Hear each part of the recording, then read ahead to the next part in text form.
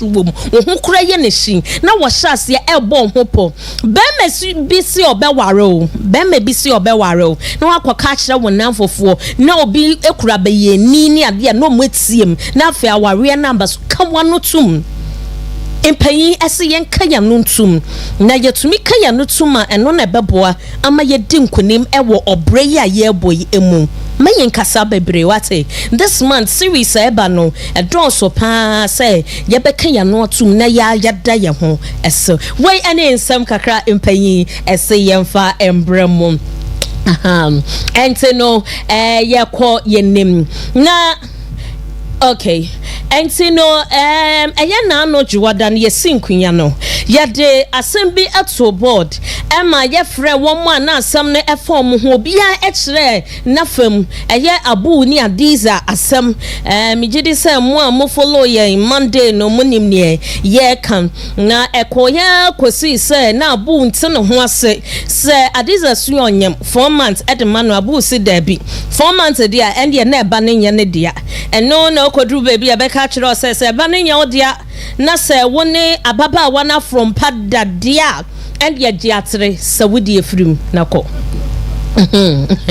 na em say eno ye ne sa na ye dia eno ya sem sebe na ye kenkan frafo efrafra ye no eno mtumi kire ye sen nyama bitumi si wotumi enyam ofafro enso na wo oba ne kura wo fafro kro nim sa wonyam wo bon sa wo your menses at the fan ho all right we okay wo koba ne ade obosi ne ade enso da kro pe bia wuti ye oya kakra wuti wanom para enko wo ko hospital ne ya kire osa wonyam 4 months 5 months ne ade amanfo edi ho dance na ebenom so fra ya mema ni bi se da bi we die nsi senepembers we ensi da se obi banyam no ya ne menses fan ho and ye wo ntia se ya kire se eyewrudu huradansam na yasi akwamwo we ni nkyeremu nanam enti yapomode apusu ahoma sani ebeya yansa ebeka ya doctor na kyerɛ sɛ yane na twetwe asami ɛho enkomo na mepamcho moma mentwa me ho embretia na yeba yebeto aso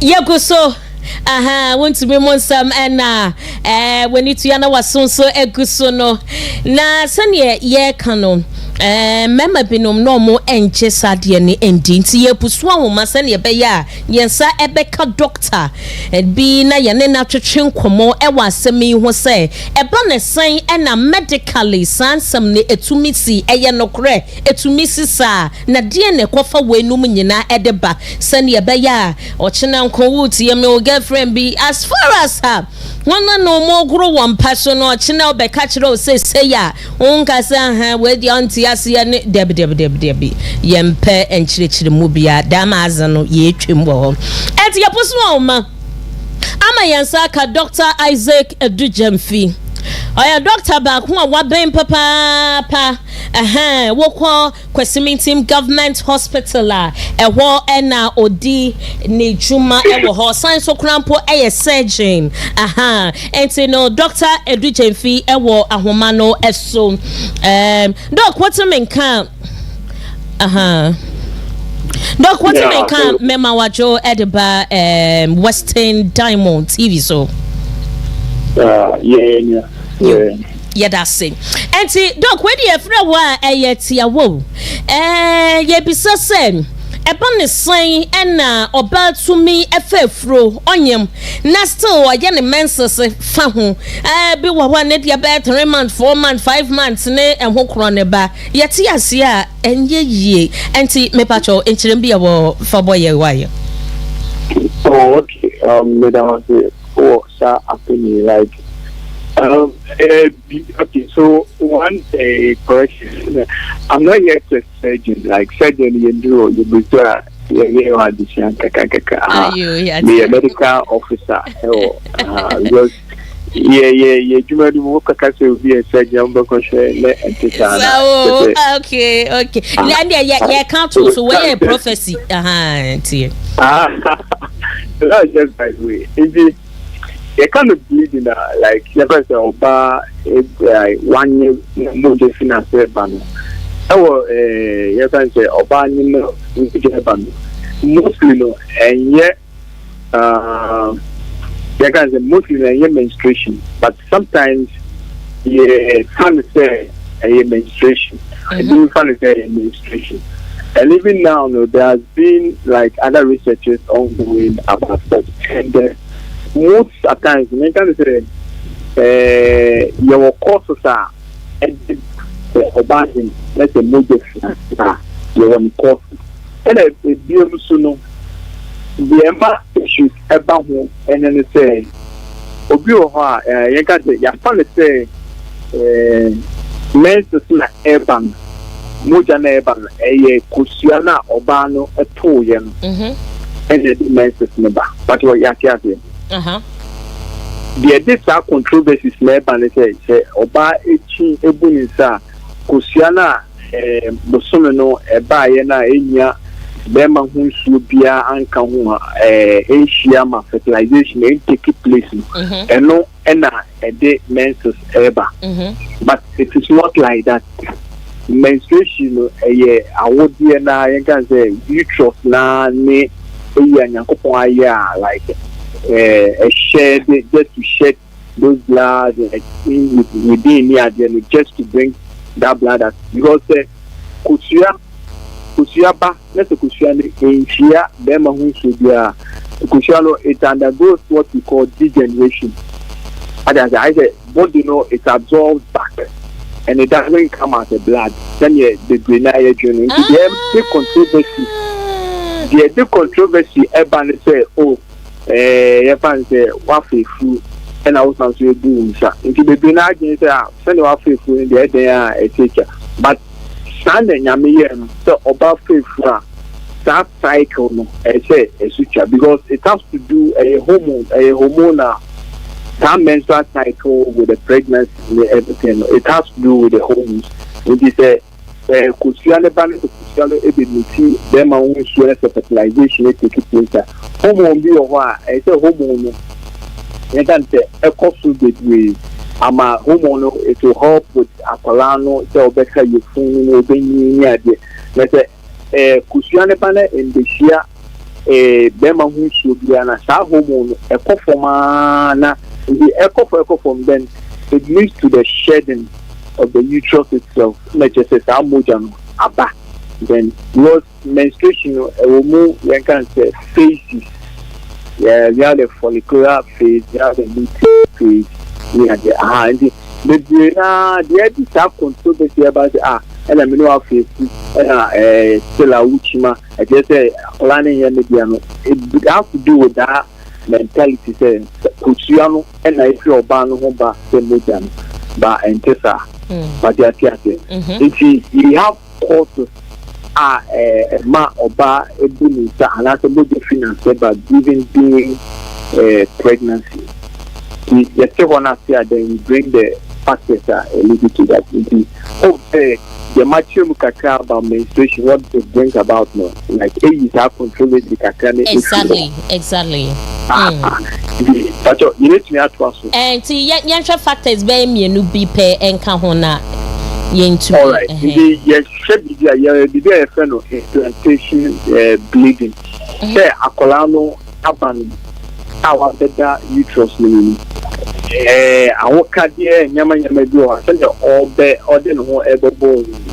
Like there was something we call bleeding. Say there was an implantation. What you are saying? How they know who born. So there will be a bit of a shedding and a hyperspotting and a bleeding. The body your baby moja kakan. Like depending on the person's physiology, body physiology, and they depend, and other the hormones, and they depend, they decided 10 years, like Mojano at the barn, and like do I ever buy, do I a packet to a major, we should get a pepper star, and it was even in the stack in the crown, and they are colonic in the crown. Sometimes there was a bleeding somewhere. In the world, because we just can, the film, where to my command. The banana, they were with the sack with scan, there is a bleed somewhere in the gestational sack. This are able to man if you then it's got implantation. You have what we call the implantation bleed. The go hot and the cervix now is I think as I would form nano uterus nano aha. So after fertilization, that uterus nano and I say the big is a glue ever a glue on na I don't know after that I'm a colano and back while they're named and string. Namia and Joseph men swan Adiana be like now. It be then the child will come. They do on the service now, like sometimes they can say something what we call the cervical changes. It was Moja a course service now, a dose. They bring that and a mass service now, a sensitive. They were only have a intercourse in sex now. The bearman a course so young time, let's say a coca. I know that I had 40 of them. I can't know Kakana, and it's to me that cause it bleed. Kakana then later on, and I say, go up a hospital, oh, yeah, examination, neighbor was alcohol, cause it bleeding. It do also send a kind of hormonal changes. It will so a cause that bleed. Indeed, a the body physiology and stuff on the thing. You go on the body physiology, like different from the Oba and bleeding. People with any stopping when they are bleeding about 4-5 months and time. It has to do with so many changes. This is that hormonal changes here, kind. It too can lead to that. So you can say it will also an infection. Infection. One neighbor and after the cervix number there's an infection. Okay.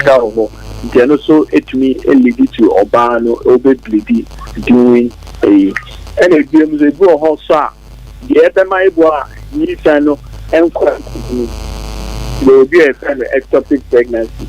A colony will be a so called and so on for that or not for that baby for sure.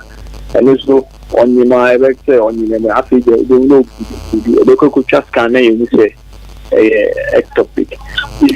So you can nya wo kan wo wachre ye ade pa wama ye hu ekwan nam so a menses eba say ye tie nyina ye nim se kwosua na apa ye ne kwosua na eba enye dan ka ye nim aha ena factors so wachre mienu miense bi na ye bepọ modin ya atwe ba studio ha na ne wo chire ye tumi di mfoni e de aka ho na ye ye na ye kwa classroom no ye kwosua science na mema ni titu no matima na se na mbwebu wa omo edi amaye enti doc me pacho my final words na yentimi nja okan. Okay, the final words are major ama ninja no me man no me ade oba oye efefu leso uhu moja ni ade a o dey Fabra hospital ye nhwehwe senti kwa course ebo ade o dwen ebo o be say the study was also in the Accra show when I will be 4 months, 3 months, and yearly back. We can say will be like Unyani menses. But the component is that in the year, the sister and a young woman in your to the Fabra hospital, who ONG specialist, and I know Dr. Bill Haram, or which the minimum actual. We facility in the sometimes they come. About them on once, but only net now a church in the new semi administration, a banner, the channel, 20 call old there, I do not assume to be about 1 year and now cool on us away in Umoja or the Fabra hospital. Then you should send to crowd. It happened. Or by sometimes they bleed. Wow. But I can say, well, have the medicine, but it might not be. Yes. And it might also be, but you go extra. So it can be hormonal, yeah. Then we see what the help that we can render. Dr. Isaac Edrijemfi Medaswate, Nyamin Shrao. You and to know Dr. Isaac Edrijemfi and Yanene Chachun Komono, Mia Minya Bema Prakope, Woko, Kwesimintim Government Hospital, and Odi Nijuma, Ewo. Na Yadruma Fonsua, na Yaka Yanom, and Tino, Yabetchia. Medical superintendent or woho doc yachiapa doctor say from pomo yachiao na yapema kwayenim no mabedwafo ayakrado ankasa if you say from Monday nyina some no omo edi ho abobo edi ho atrekwesa enende yehwe na yedi ewie into medical aspect no ena yeyi edi efiri wo se so obi aten ho ate say etumisi se wonyema wutumi eblidi and your friend menses factors bebre and ekofa way eba. Now with me in the studio this very evening, our one and only, hey, we'll call GSTS. I'm so much now, hey. Say Nadia, you better have some brofu. I'm a cabrofu, I mean, Mamma chance, no, yeah, catch you, Ghana man's near woman, no, Auntie Antoinette Aqua Ewaha, English tutor at GSTS, and say no, Auntie Annette, Memo Aquaba. Yeah. Pachamofa camera and so Auntie Annette so for mommy. Movantono so mommy into Auntie Annette and no na wajini do come no or that TV so come on. Sarah so any award Reverend William Jackson what sounds so a tutor English tutor of course I Fijai Senior High School so for AME Zion or counselor papa Reverend you too. That's it. And you know, kwa no asama eda board nyina efa abu ni adiza asem ho yeshase eka ho asem na kamia kwa yesen ye to adiza no ye nimpre no so ena ye atoni why ye first one when you be awo bra na nhada anjeba no ade ne sensen wo kom no asan kwa ya another one asesi e ba no kra pon wo no o hye ye funu mu nyinsen ne di foreman doctor see di foreman abun so say nyinsan na di 4 months de anya ne dia aje nyinsan nim drew 4 months 2 months de ende ebia nko beji atum na ye bisasa eba ne say na wei etume ba because abu oshia adiza no megidi so kansem de edigu adiza sum enu nti na mema bebreba omo ene adiza kasa e wanju obi ade antum oji abu de atum adiza na mnen kasa atum so e kama oba kokopa obosi na is it that the selection no ye na one ye ni ye ana say nyama bi sign no hwe ye nti odu chusu abu ye sese ebu akanisimi nti ye hwe nyama pan ena wo behwe ho ansa wagye obi ni proposal e dia tum meshase ewo Auntie Annette wo so na michiti finance yes etiefo ni ahwefo nyina agye wo so yeah yes in fact relationship is very very important na ye will be no ye here in relationship with a whole lot of reasons but say Erica oye za yeri hinim na eventually obeden awara nti se obande so bi shiobi na se nenyu agene ho na se opedo wana onye de so ma na ayewa adwende de minyipe mewaren ebi ahwe ne hu de osimesi ne ho yefe nti onam de ne ho yefe anaso de owo sikanti another you use very posh car binti.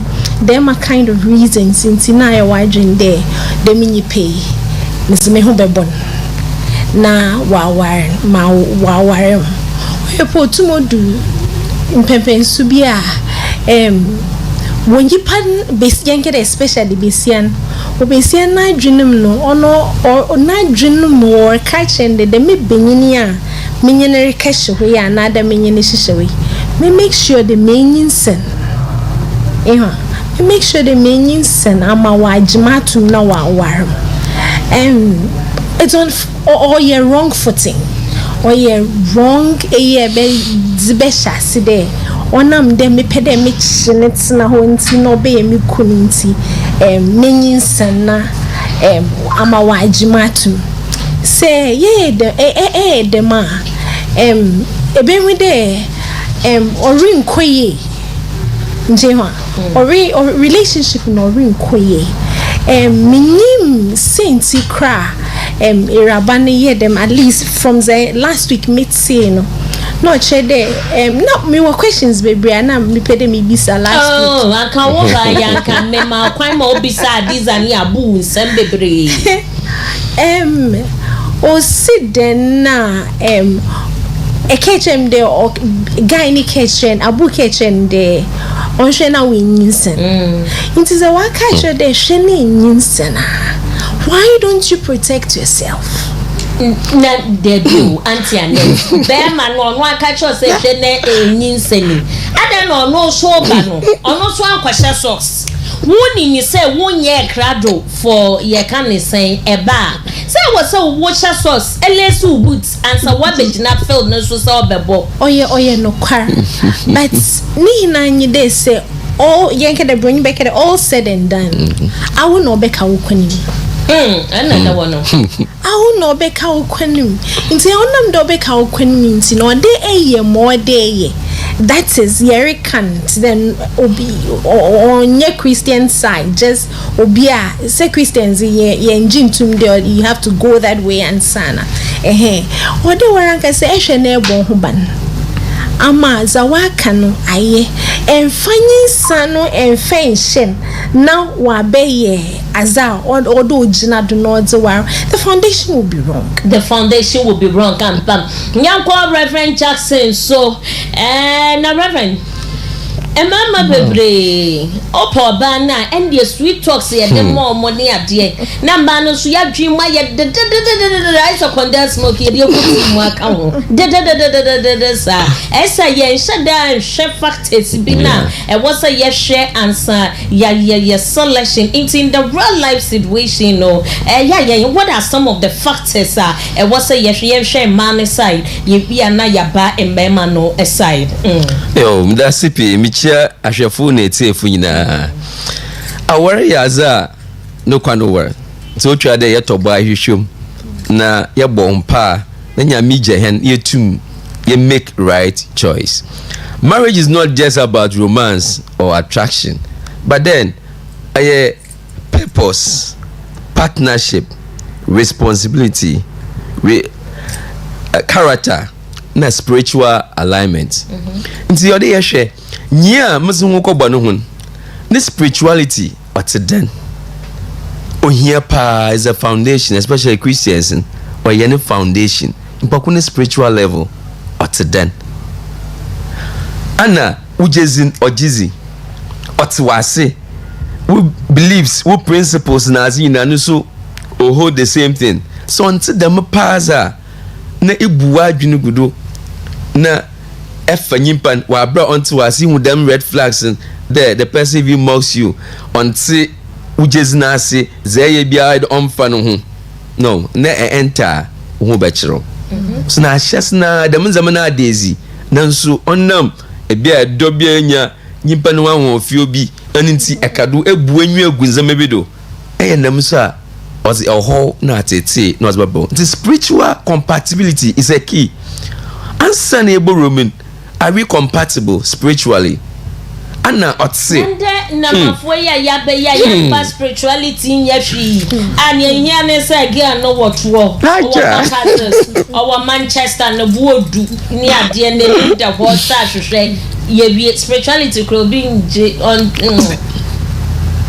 obi ntase nti obuna adwengudo nti nye bu adwengudo na ebona akafa ho na atetes abro nti first pakune spirituality are very important nti Bible shen Proverbs 4:23 we have to guard our hearts for from our hearts everything flows from within ofina kumanemu nti na kuman otwa there ye protecting otwa there ye hwe ye omonje no nko nsohwem onje no nko gina bibia oyezinem ye hwe ye po hia pa bibia oshasi wo akumanemu nti this spiritual compatibility is a person compatible anampaku jesin bota bia anampaku nampo onyim nyame onje nyame nzi nanso ebuonye ogudam ze menyina do there with the no ho ye fe bibia ehunti but yet with wuti keshem ne bohu the real nature of that person and so here pa spirituality are very important the young that we are in alignment atwase ojinyamizi nyami no ndwuma ne principles me bia eyen otasa why a crowd de no so obobo why a crowd no so obonyu botu anaman ni ahwe yehu iraz na yimnyam but say overlook them zamana as a whole as atiti as babrehen to work on spirituality who can yama be 5 binti yama bosu tete ehunde awaren oya partnership we are in partnership we are doing it together so yin pakro nyimpa bia ni ababobom ni yare pro na nyaminiti mo pause amen yes abam oninti ode ina adwene kro akoma kro jezekro near to anamanoko na yin make there we are going to ensure that it works because it takes two onyin pakro no botum waye iye na afamzi isu na afamzi into a partnership again there is a purpose yin yesumani abower God instituted marriage for a purpose nti nyamini we sesi awaren nti obutebi as a wayenkom biara nti butebi sinyodo yes one reverend mesa bagosubium if it's a purpose no for you know no ban who propose it ye muslim ye target ya ware in banana ya purposes and no sa relationship dey could lead to marriage but you go person na be man purpose no they enter into relationship no e far different yes e bibi strong kokra anti patro mesa about bra prince prince obri ya bo ache ne kunya ewa ha wa ma yesi amama kasi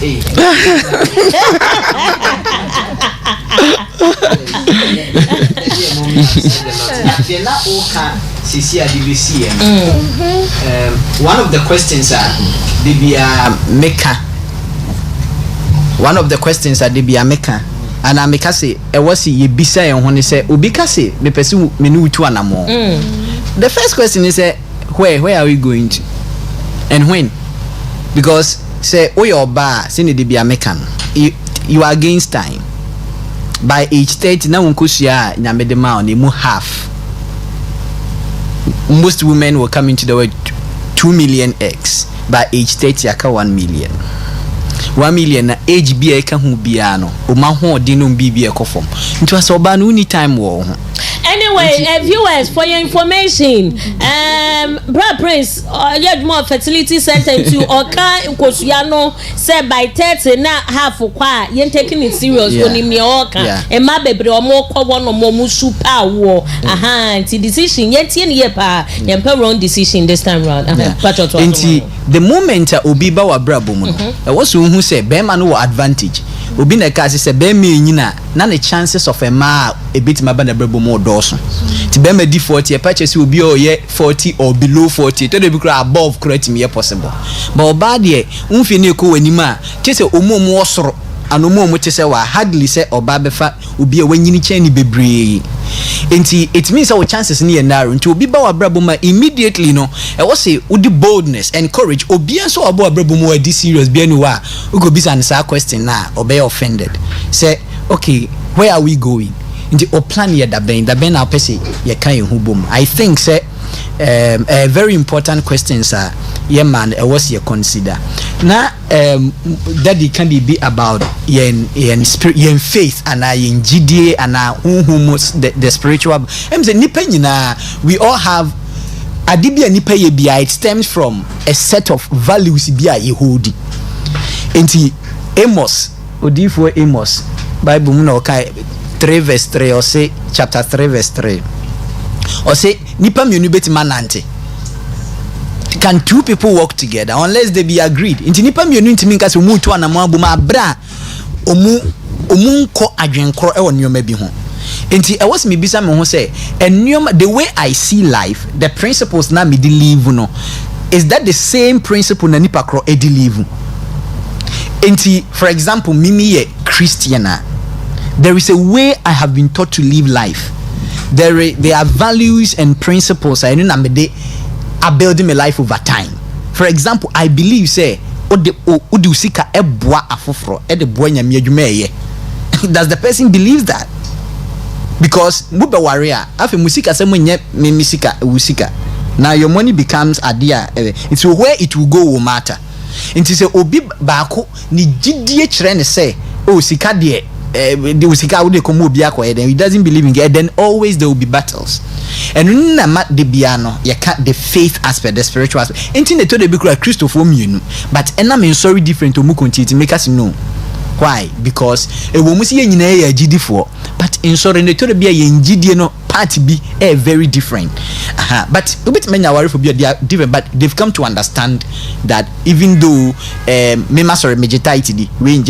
but we have a way of working around it. But most of the time it doesn't. And these are important conversations. Before you say yes, you have to look at them. You have to talk about them. And send an hour can I'm ranting them about when you share and come on ye dini feeling and open the style ben say and you may the key things we don't ask about them. And I think say that the spiritual aspect in here very, very important. The person's emotions. Adibia person elastic and ultimately build it on emotions. Opese adibia last year.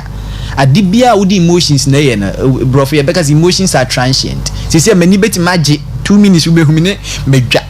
Beti medwa sisi answer 2 minutes later meti asem foforo ne maniage. So udi emotions bobra and for one question. Nipa kro emotion, how does the person react to issues? Eto de bi obi say mo de mo ya mo si yempe obi osuro nyame obi oyese be de mehu obi osuro nyame. It's very simple. You don't look at how the person treats you alone, because nipa kro also una o chase you. So ebe ma o ye oba o chase you. Enti wo ne de wo ye ne wake up the target. Nti wo de obey creative bi am na fine, but you check how the person relates with other people. Asemesi wa Ghana, me tie the way example. You say obe me bi abone yere atwa ne naked na mabonten. And na oni na ka ho asem. And now cause na say radio meeting radio so Wontumi and TV so say obebi be me bi abun na be me na bi na no aka kire say mandatory bi amo ha adwo to de bi a o se yetiam o sa pese obi kire wo kwan a ofa so hu se obi adwenye because you check it in conversations. How and you declare stand. I was so the kind of everything. Yes. And those things obe come without the consciousness. So issues for other people on the consciousness and alive. Until obeka the one that come because in any case, those are the things you use. How the person treats other people in PR. I say musi how does he respond to them? Those are the little things you are looking, because ukofo obia on the life and the emotions won't mean control then you are bringing a very big trouble into your life. Wow. And so that means I was say you share emotions so at the count how nipa no already reacted to issues. Auntie Annette member also and say na wo can be afa Adiza ni abu who say Kadiza woni abu ebe shasie abu catch up point blank say me no menye ready for eba ni ade no anke no kure wo say ka bibi e de kire Adiza and then na esi ama no ayaba no asoodin anade na ha ma no na ya kweshem sa aware ne ye pen etete ya na say what are the things that we should have? Oh yeah Kenny eagerness to get into the marriage. Only know my but only them know those. Only them know those cry because today yake a beshe ni pakrono ne spiritual maturity morte there be too many now because eventually obey the spiritual head of the home. Obetum will lead you on them brosia. Then emotionally, as our brother talked about, ono so no asemisia oyeden o comport ni ho den o kikem anade so oyede mo chede se wara the man not bail. Nti hono so you should get to know. Afin so dey tum na ehwede. Dem mai bia me pede me ware ni. O dem me hwede ni sikasem otiden. Oye nipa okra sikada anado nyiska intente ma na weedi odine ba wasa benyi na onyiska intema na weedi na wasa I mean only future dachi na war na moframa no be se no ahwe hon or plans for the future oye adwuma sika no oye azo ojebia anananye dos beton tar na wahye se she benyi na ne zanye dress na menua ofa ha yeah I'm telling you I'm for no brothers be no omo jemia no monya nice for the bags me ade and ya no wa shop on the beds me ade akare me beba su bi abre obi what's on number kuma yamfa ni yamfa recapa wow he has no future he has no future obetum de wa hwefie na dachi people baby I was the one to beto and now mo from an one school most more beyen only the man domono to lead mo binenwa behun wato mo pedo yen why on the spur of the moment be what them no on funny bobranti se be seri kwa na hwe in addition to that she must madam anipan o treat in crofa wo ben no sometimes e be to makonifi na hwe dem ni pay o akonifi o e be hwe mu ne papa mosima onye ne maami kasa ne maami mosima kasa mosima nuanom no wakasa na we wonyoman e be to ma ehude the man na wasu fi obesi because if you know na wateten edu the membrane into the man your man wa absorb egunu ko efie bimna papa ne kasot sia ye Nigeria no omudi atam rough ni ade to wana wa fa ho ade and opia bonte ha yes officer kwa le dai most of the time me students me catch on there especially me you from my kade me catch on there say woman o papa obro mamia men dream day so oyo yeah so papa bro my no yo chede so waso e ware na e bro yira obey womba so yo and it's going to be a cycle obetua do iti no hwe kofie ho na hwe se nkofie ho no po oye nkomodi azinde yenya dejiri nzi nkomo ma benyina na besie no be he ne nyanko ewa inti yeshie ya yenko didi yen have sex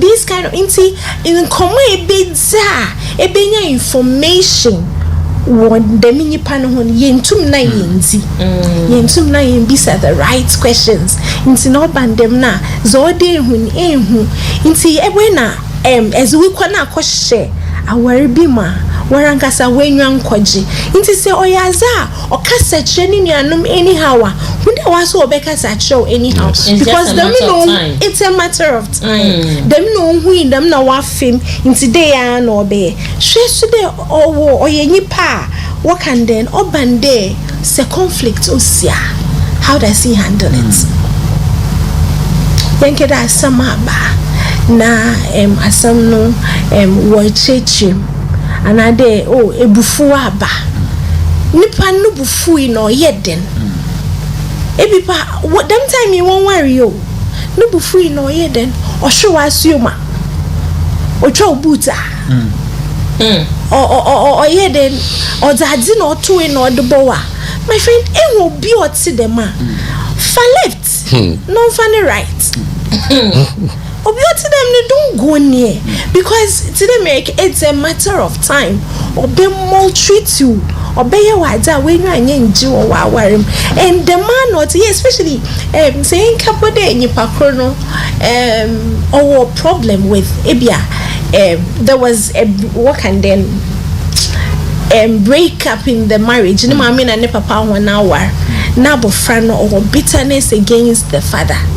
Let's say the me abofran he doesn't deal with how he feels with ne papa no be warwa dem ma angan or be transfer about or da ba wombado inti dem nipa no se pede wan pa bon humadin now unresolved ni issues with ne papa bona mun on fanche ne papa on ye bro ye wona kuma mu wansa nene ma for so dear amo ko lunch we boy no go to lunch by 100 cedis man now the question get to back so oh yeah business easy on the time pro punching bibia bi also 100 cedis always 100 cedis also 100 15 cedis 20 cedis 30 cedis yeah bro so yes na 5 so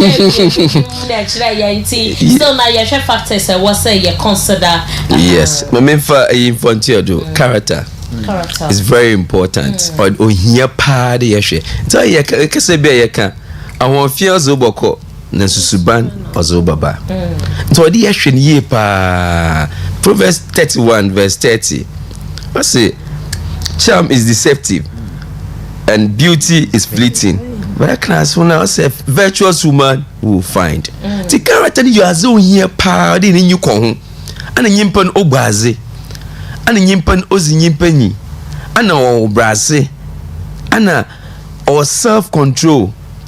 Why our dumb character traitsy or boa papa. Into Suban to any yimpan no ya fear or a bibinsi a canodo. Subani here pa yimpan in a cat a lifelong experience. And you cats I won't quite name. So they know your beer or bob wall.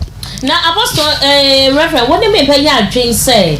A bit more one of my someone who say, no power warrior, age, and knocking the door near the no, or bed or the Suba in the best baby. No, what does Suba papa do? Worry me, yes, Kim. I want to walk the say local.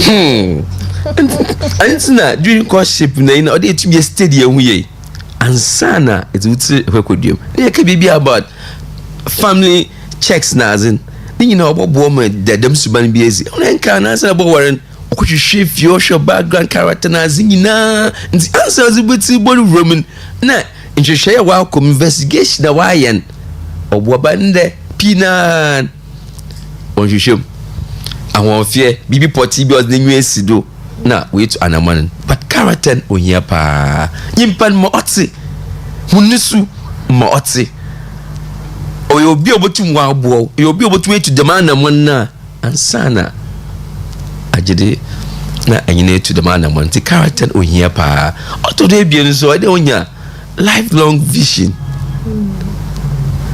oye anamna wo to za akwewi eben vision na wo eben nyodas hu no wo wa anamuna world tunumu so in the next 5 to 10 years eben has na epede eben goals na wa set was ambono hu how are you going to help each other to attain those goals oyazo here pa yetum ye bobo ye partnership they make ye bobo no hu wo butai bi ezesinye bi akodam butai no hu in the next 10 years ye pede them nyame bobo am yetum ya here but once we are in tune we have the same so how can two work to, unless they agree nti nyina ya jatum the next 10 years them na pede ye boy no hu yetie no ase iwu kwana ibotum ya afado ma botie ezesinye odin ye nsa aka obobo pa oye pa de bobo masin na yetum yetu the man na abom na awan wa abom wa ye nyi je kase as amade sir say obi woni obi wo ono guy na ono new vision na munyi na kobo vision so so abasema yenko onyam no hwe nipa academic ochina na vision nti sani pa na dance na ka tira no the red flags ni bi na hunyimpa no yo obi a obotum wabo sintentem na you advise yourself and for kwan kan ka hye bibi ma obey ho obey atiti osabro since maybe wa yehu pa na so aye hyeda wo bu nenyo ogodo no wa ka hye no ho osatiti ehwe oba yiwe na azia afamida a whole nina afam onti them second one but enjoy very careful when it also man wa ma abu ayeza onyine ye ne mom so otobara no see abota no you show nzema bi nti onyeza oye because already abu achiro say ono onye crowd for eba it onye crowd for eba oye say we na o banana we bisa brother wo so onye crowd for eba nti see ade a wo be ye onim say bebe pie free mu abeye e de me so me ma kwan but e ma bebre to me can know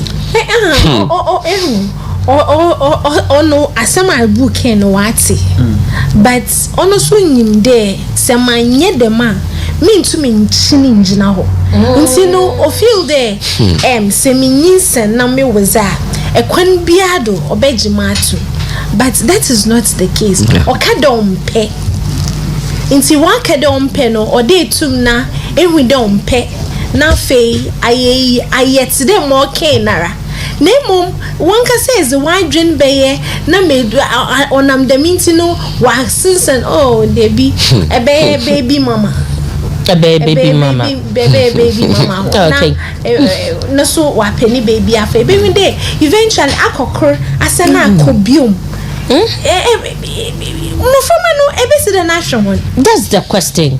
Ebesi the national one. Oh azina roye ni zanpono ori ni wefi na fe o se de so 2 months za nchenka no beji na fe so ade 4 months plus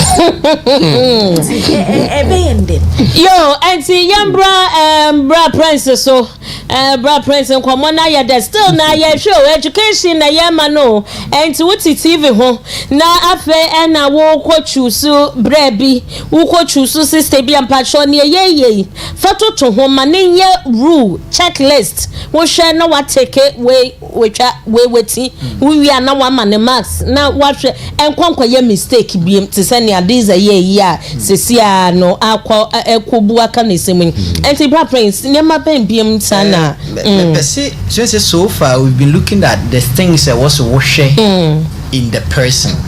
The way that see me a bema obano and I'm a oba bema. Me person me digress kakade ba ku ye important. No matter how ochre sebi obia na adwen emukane kakra and abodem opa educating so much on how to eat a hygienic food. For USC books na brain. Unya releasing na osabe kwa kofa unhygienic food. The problem is as a person. Inti empre bebre no. Undo obi din komo we are questions will be the better man who say this is a responsible person. How will I know this is a God fear problem here wa. Because if you are responsible then you know what responsibility is. So the factors you must consider to say you yourself, you must be able to ask yourself, say me myself, am I really ready? Am I the better person? Otherwise you would definitely attract people of your kind and you will not even be able to tell the difference because most of the time you are likely to assume say send your problem with yourself. We don't usually find problem with ourselves. So likely to be part of life. And who as a person is very important. So what you say, me, am I this, am I that, and build yourself in that. Because adibakwa so you Christian, for example, many Christian people when I'm talking with them and say, "Uko warrior ya bompaye." Misli radise radene won kasa. Na be me radio kasa kire sen. Okay ya uko warrior fe na baby sa say. Because these are things you should have learned over time. So when you're ready, didn't come or what guide you in general in life. So when it comes to marriage, it shouldn't be like, do you get me? Because you're already used to talking to God about issues and He has been guiding you. So who reach that junction? You use the same thing, just that you know that this is very heavy, too. You give it extra effort, but it's the same thing you have been doing. So you as the person, one of the factors you must consider is you as a person. If you are single, build yourself. Because yes, and no matter one building to be a better person, you will choose the wrong person. The moment can be a bit more under pressure. So things to consider. Don't easily say yes or anything when you are under pressure. Because when you are under pressure, a good year ne a idea ye can. But you are under pressure. The moment you can say opposite obit match beman. That means you are under pressure. Because you are afraid. Obika said the best time to enter into a relationship is when you don't need it. Wow. What do baby? You have accepted that I can do life. I don't know whether what I'm saying. Like you are not desperate, because once you are desperate, anything that comes, you accept. To the desperate, everything is sweet. Obi say, Bible baby, can baby sir. To the angry man, even the better thing is sweet. Obi accommodate ne pan adia enyo no kra no. It me any day. So once you are too desperate looking for something, then no matter what people say, you will cover up. But adibian so who nipa kro ho no, in marriage it will multiply. And so marriage will not hide anything. Obi say, oh, unya waria, obe responsible. She obi oya irresponsible, so waria, awaria be na irresponsible. No. It will only increase it. Ebe na ekese more. So these are very important things. What's the issue? You the person yourself, you are always looking at you as a person. You have to consider these things, so that it will help and guide you in the choices that you are making. If you don't do these things, then no matter what we tell you about the person, this person, most of the time I tell people, what say Obi, this is your dream person. But you yourself, the person, on also dream ubem. I have a dream man, I have a dream lady. On all dream lady, no so son the dia. Who will be whom? Because nipa krona one who say this is the kind of person I want, because the person is like this, the person is like this, the person is like this. On also dinner, on also pobia. Either so on the a bosso and our papa channel. And you are far below the belt. See, na me di favor no there bi. Na me on fa adibi antoma ne ma. Nti ono so se nipa kro ye ne ba wa building life ye on fa adibi antoma no. Nti as important as we are looking at what we should look for in that, you as a person, you must be building yourself. Most of the time you in single years no, we are rushing out of it. People who are in their they are rushing out of their singleness. Men can't say be you're single forever. But but he's not using the singleness to do anything. This is the best time. We bet many things. Marriage, you wouldn't have time for them. Marriage and say wo rem na near the certificate amount. Unlike a bino course be akwaya was so share the ho exams. There's no time to learn in marriage. Why worry the certificate and anything you will learn, it has already caused hurt. So say marriage mistake be biano. You will learn. Of course you keep learning. But ubisiane a hurting a hurting children, a hurting your wife, your husband. So it has already caused hurt. But when you're a single person, even if you do those mistakes, the recovery is easier because it's just you. Most of the time it's just you. So all the things you have to learn, this is the best time. And you make a lot of mistakes, and the mistake is no more you bearing it alone. Innocent children, innocent spouse, consequences. So right now that if there is nobody in your life, this is the time. This is the time you have to build your life. You have to be responsible. Send your one kasa ototo onioma, one kasa usika discussion we say masede any moment you can ototo the same. Say when you call adwuma ho saying, if all those things you don't handle them, then you are likely to get the wrong person. Wow. Say music Akra be kan say yes share oh yeah me your day ye use these and these but then we are talking to the public and maybe other people and say makes your phone and sometimes ye premium into yendo ye value yen inti no onam de yen for value beyond to yen brabo dinti anything goes but I mommy krofa nyame wo oye hen so special yes I krofa nyankopon no boy hen na it was wonderful yes inti ode hen anka say yen we are not ordinary people na yetum na yetiti ye ne ho de it isn't every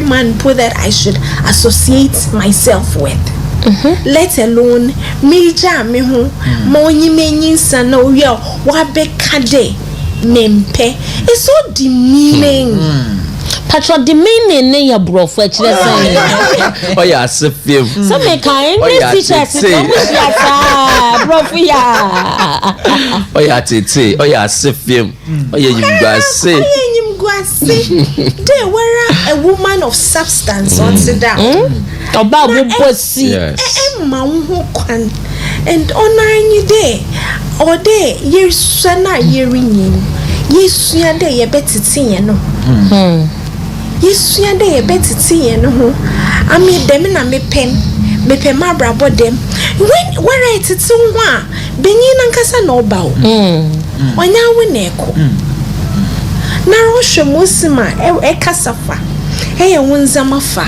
e dwene fa onyo kasa onhu de there's a lot of wisdom in what you say onu nankasa no beto emrika ba onya wo na ebeko na hyeda ekosue na efiri ni power another opana no kadonja wa be yesu when you do that where elu wa wo ho kra chede yin gwase inti woma yen hwede ye ne brana yer bon asimisiafo ye be hu de ayen ye no hu wonfa so ye ordinary people the means onye za obiare ye na ye betum yen so ya ye bi inti no say onye za mri ye no obiare betum wa ye bi za no mami hwe na mombo mebre ye ama benyi na nkasa pono wa ba sinde ebe ye ma wa bebrebre wonim na fe o bewie na wa ye warankasa adesua kasa ko na sho no wa bebrebre wonim na nchase no bipi enti no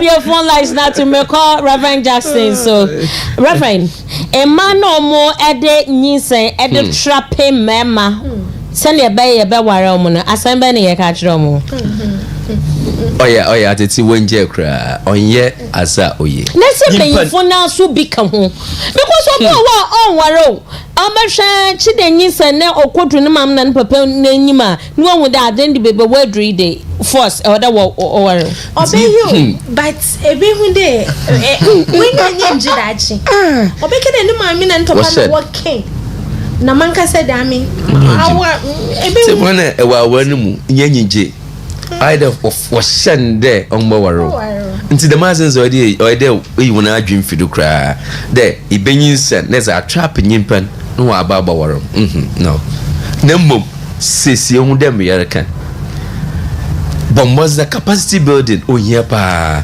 it do some stage bia we have no main plan what boko amuso what your salute o say no we there wala ngasa egbagina do bibia you don't lack.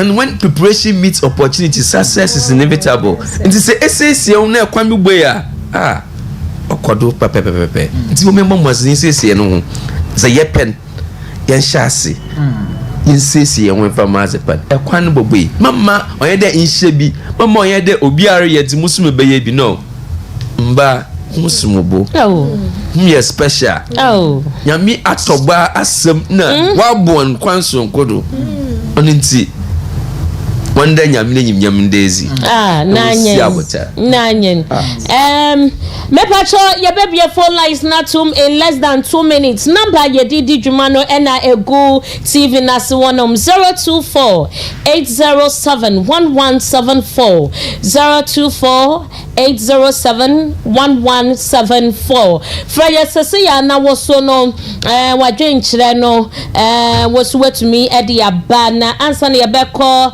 bra prince wonom bra prince embema no so na omo na manyem no mo ashada akato mani ahwe ewrade anim ahwe obonsamatiko akase nyinsa na enye omo nso sankwafo ye omo den serious na oye bema na why doing say me so far me who be that me who bema wawoma inu mo machira kwan na ne nam ho u fefefe me who be me nyini sabat I've seen some and all the time baby do be kwa wie no. Can you imagine you are what about one baby you don't care you you see. So please we are branching out and I must be very careful to bring somebody me a idea hame me de bia me kasinka we member mpanyia ka me be mpanyia ade ba kwa ka me say we wadwe so be ware a we say ye interview na o kire ye pass wa bra ba wa bottle that time no we betimi dia hwa abofra. Because if we consider abofra bia o say we wiase be na abe nyina problem the street children na appear problem ama society we yes nyame nani or show because it's a whole life nipa nkwa na udidi ago. We are not talking about nipa nkwa na what dia be we as na you taking for granted. So all men out there Mr. Mo mama yeni emra from ye pa nyame wa mo yesa but remember we've taken things for granted. Mr. Me the debia me suffer the back o tu your only a man payment pay for crazy or say bia oti ha we are sorry penny we are that we take na now you see but if bia wo mananti bremu no wonne obi ko ye bibi na wani bie that time it wan hwe kohwehwe no that is it ukomanfo yi ase pa afina ne mana no mutifie ni be hu se da no mu nua o baby fo it's bad ti misro we bema sremo mama mo wani na ho na take responsibility ayade na wokoye ye no gitum ayade na wokoye ye no ye bia four lines na tum says ayade na wokoye ye no aha 024-807-1174 aha and ye go screen no so no 024-807-1174 friend also for what drink fabra what topic here ye discuss e ho na mo fra bo modern also bedum wo volume no e de amayen wo be lower volume no e de amayen aha TV volume no e ya na what kind of form e de amayen and to be to me afre yes say ya 024-807-1174 024-807-1174 messages be aba e wo WhatsApp men kan kakere ntwem na calls no eba na kire say ya peke e de afem na we or say your friend no Jane say or shey every Kumasi na or say Aroma and that your ho ayefio na topic ne so dey on point. Okay, your first caller ba homa no so and say no hello Pacho within the sign of referee Pacho referee Pacho yentio okay me Pacho yentio Pacho program no I'm say them and why ọba ní fẹ́ máa bẹ̀ bọ́ ọ̀hún náà bèbí sẹ́ sí à ó ń pẹ̀ náà nǹkan sẹ́bẹ̀ ó ní náà kọ̀dà òtún pẹ̀ kọ̀dà ẹ̀yà wọ̀ ẹ̀fẹ̀ àmàdé ní sọ àbúkẹ́ nù ẹ̀wù sẹ́ sùsùsù àsọ̀rọ̀ ẹ̀bà ètí àbá ẹ̀fẹ̀ òjì tù yàrá ní ìfọ̀ àná àkọ́kọ́ àti nìyí bẹ́ẹ̀ máa ní ẹ̀ ní kẹ́ wanyade yedase okay me Pacho frost and off referee hello Me pa cho yate won kapa your friends and no free. Me de o so mi kasa free wenchi no origin. Okay, bro we see you. Me de kasa free wenchi no origin. Yate bonofo nyina etio. Nti yente wa dwenkyere. And me first time I'm actually program na many aje ho pa. Yeah, that's it. Me say na me hwe mo program na many aje ho pa. Yeah, that's it pa. Say me kasa or Na me aje program. Yeah, that's it. Na papa yi e kasa wo na sa wan hwe no. Bibi free emano o ha wona no etia. No let's happen the no we efa. Uti e kobasa na se ni se do mana se aye ni ha. Uti mana de e bi we mo so ha pa. Yes, that's it. Me pacho your first and off free. Okay, went to me engineer so and also bet me afraid yesia Emma ya twetwen komo anti obidia ode eba no say eye mano eye semo and then nimdiaba anunti last week near eba ye say doctor back or train in the course of the week no omo to me amba into next week or train or see obey DNA no e ya chomu free of charge. Me pacho your friends sign off free. Me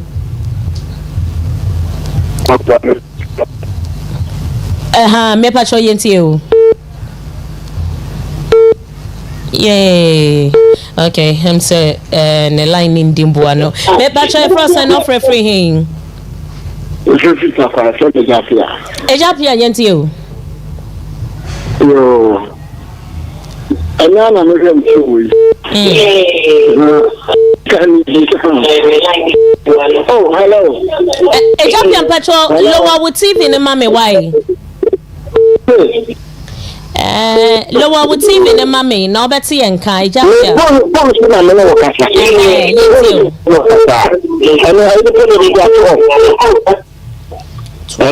Hello, yes you. Kasa. Na me hwe show yi. Na me kan bi so say wayi na egu ko no. Show no ayi no ana. And say ya wa Ghana months wo. Nti no extra Ghana ya mamra fodoa ye wo na no me dress asante dressing. And then the makwane incline. Nti ndem se afra me na dede. No, me da se na bu da se nyinya na gu wow ai nyanya enti bintu mi fe ni bone nhweme me ba wa yi no so awu se o ba bi o wa asha se pa mi sha ko ni mo so nti mi ti opa nti me ni se no ana e tra se me ko Takoradi okay awu ma na pa na ma ba mo che akwara na wu na akwara na wu kura nti ha na ya de nti mo e ka o ma mete o ma ka fi o mo ba ha ma na kokko na na chi se no bi se na akwara na wu a de na ma ka de na papa no kwa na me na me packet kasa o mo bo me ya me ti na me chi ai so that was J2 hello uti me ti opa so J2 na san wisi after last year, I'm saying October, November. No one man, I said, no, Obaya. I said, no, I'm saying, Obana. I'm saying, I started my country, anybody over there. Me, my one, I mean, one man. And the same faction, into your no, Kayana, or the affair, no, mammy.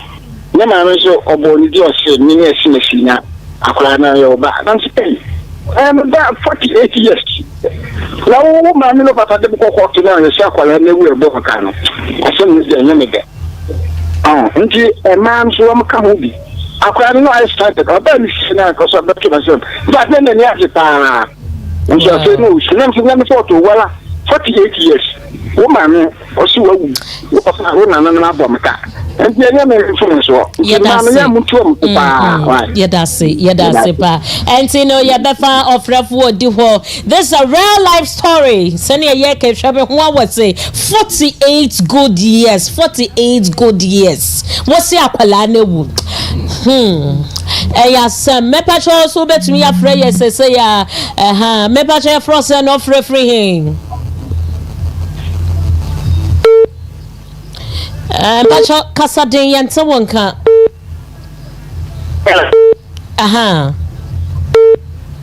Me pacho yet you. Okay, me pacho your friend Felicia. Okay, Auntie Philly, may you? Yes, madam. But on the castle. Okay, but castle from Lagos town. Now for them to make submission Accra concerning need to put that something so they look out for and son it's in the room. Okay. Check their sexual purity and boundaries as well. Obo wa ete also you are worried too. You are worried three.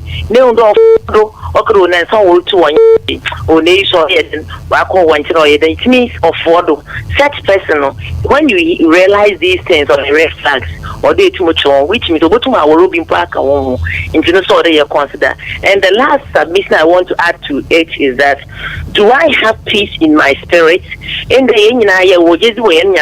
and anytime we pray for God to confirm our choices for us no or they that inner peace no this particular I'm at peace with it. To me because anytime I want from Sudiano, in Hunsunasi today, in Sunajam, Mawai clear, Sunday stones are Ogunsunas into the same way. No, said the Ukon Bim, no propose any young baby, a young finalizing. No, or day, am I at peace within my spirit? Some men, Mamma come to me, may convince within my spirit today, or find the need and the money me to your corrector. Anytime you feel confusion, when you go ahead because God does not bring confusion, He always brings peace. The moment He sends the peace within us, then we can confess. And then the or Bob say any peace now then or they on the action. No matter how desperate you are, wait till you get the final peace within you that this one I can indulge in it. Where so for my Felicia, so for my me hoopa. Yeah, that's it. When to me and so okay. Also bet to me a friend. I pick about 2 or 3 calls be na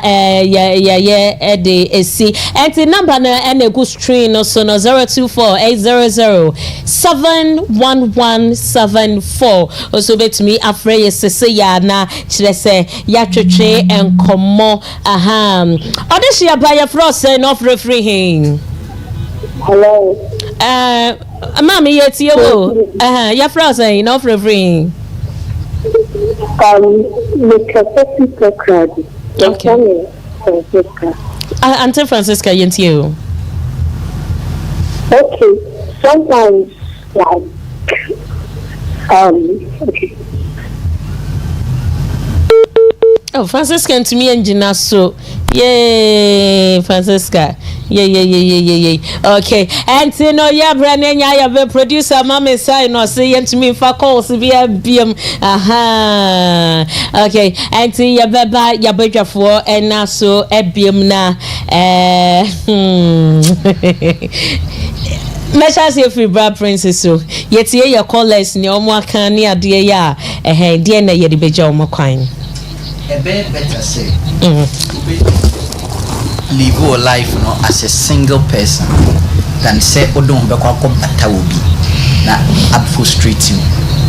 There are many people who mu sisi ya they are all pan say said the bia make say there are so 4 years in Accra ba na ba ben say ne minimum 3 minutes bia bit meja ne dia to shock you. So Mr. Rao say if you have time then take your time and make the right decision and regret it for the rest of your life. Yeah, that's sick. Auntie Annette. Miso zampede mika we ni de Missy Afar worry him. yɛpɛdɛ yɛ toto sere ho dɛ yɛyɛ nkrɔfo a nyankopɔn ɔhyɛ daa na ɔbɔ hen yɛyɛ nkrɔfo a yɛyɛ very important na yɛyɛ very valuable nti is America nyi dɛ wɔma yɛnhwɛ na yɛmfa value nto yɛn na yɛn abrabɔ no do mama wo yɛn makwan ma menyimfo ntreat hɛn anyhow wɔma yɛntum na yɛnyɛ yɛn nyɔma te dɛ nkrɔfo a yɛnyim sɛbiwa a yɛnyim nyansa na yɛtum na sɛ menyimfo hwɛ yɛn a yɛtum na wayɛ nkrɔfo a wɔn enyo agye yɛn ho na ɔnyɛ dɛ yɛ pre dɛ yɛzi yɛn ho kɔhyehyɛ menyimfo na afei nso so ɔde yɛhwɛ ansa na yɛbɛgya atum dɛ yɛpɛ dɛ yɛnyɛ obi tena wɔ aware mu no anaa yɛnyɛ no bɔbra no yɛnhwɛ dɛ yɛne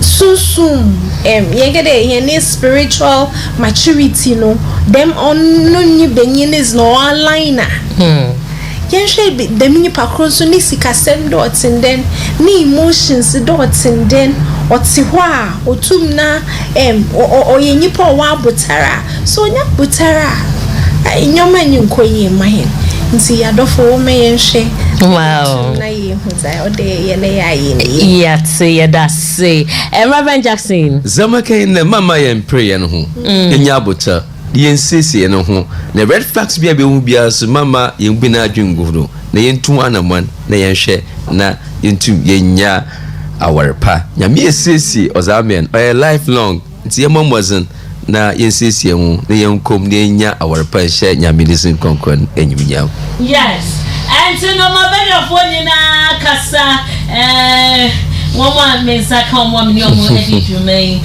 Reverend William Jackson Zion so for so and Auntie Antoinette Aqua no say counselor war GSTS and reference Obria Boa Minya Bema prekope reference ewa has wa bem papa and yenene omo edi dwumai na nyame yadoma adwuwada nso yebeto adwumadi eso ne ede ba nso de emodu emohwam obi ono ma ne first time wahwe show yi eni kosoa na hwe ye no adwuwada any fiada Mondays and Fridays 5:30 to 7 na yesinkunya dada ewo ye Western Diamond TV so na niatie ne se ye wa ha se ye bebo amanfo no ma solve omo issues enti mo marital issues be me bi bu kwase afabra fabedan yen ekire so na wo se ye ma lawyers ebema ye be ma lawyers abem na no die ye ka ho asemi ene ye nya doctor bi o se obeye DNA e de ama abu ni adiza for free because abu nye ready so obey no one Ghana mpo adiza so se ye funu ne ye ne de enti ne yabo no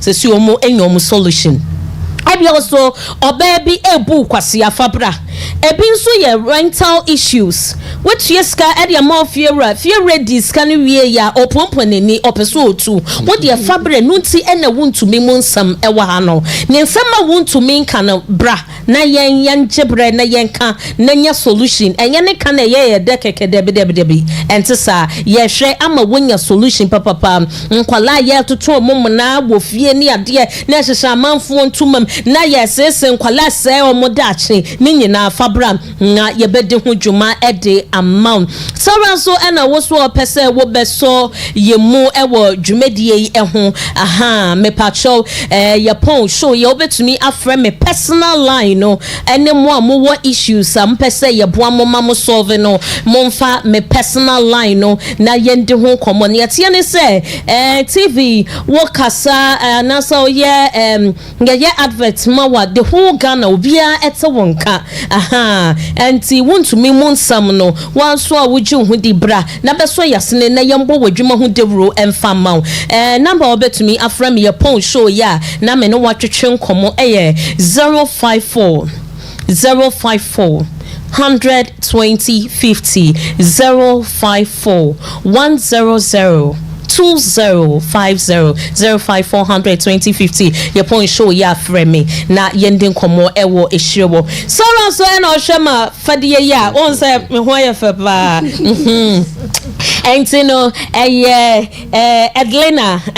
Edlena GH omo enomo address me de ma tutu tumitiri moni ade frefra me lace ne ehun krone ba Edlena or so photography into your wedding wo your engagement wo person obetwa ni ade documentary say your company wo frɛ Edlena obeba na waba betwa wo your engagement wo person musiesi o santwa eka ho a Edlena photos na Edlena GH wo Takoradi omone UMB bank no UBA bank no ene di hwenim ewo market circle so ena me makeup so cuticle creation and the oba Edlena one more be hu cuticle so ono no ene edi kasubom on so makeup papa de obetwa bright way or the 5 minutes no de yamyu ne ho ha no enya sam koto ena menim ada ho kama no cuticle creation and also no betumi afre omo ewo 025-718-5424